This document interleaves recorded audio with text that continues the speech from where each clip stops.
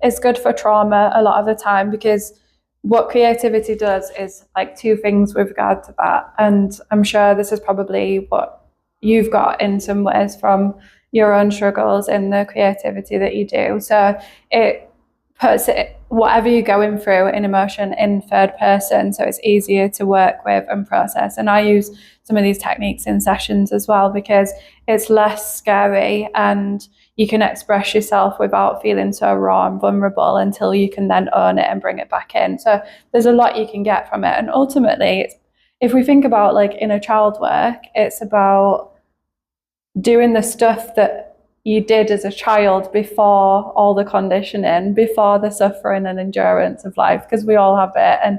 And yeah, obviously not minimizing what people go through, but we do have to work through that. And when you can reconnect with those like pure versions of yourself, and any type of play, any type of creativity. Music is a version of this, but there's also the frequencies of music that help us emotionally as well. Like there's a lot that you can get from it when you scratch the surface, but people usually think, oh, well, I'm not an artist, so I can't do it, or I don't know how to make anything, so I can't do it. But you can do it in so many ways. Yeah, I mean, I think people get hung up on what art is.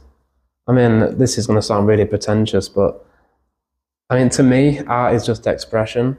And, you know, if you are trying to draw a mug and it looks different to the way somebody else draws a mug, that's still kind of like your perception. That's the way you are seeing the world, and it might not be physically perfectly accurate, but it's still going, like, them neurons are still firing and it's still coming from your body and you're still producing this thing. And yeah, I think people just get too hung up on the outcome of art a lot of the time. I mean, one thing what I do sometimes is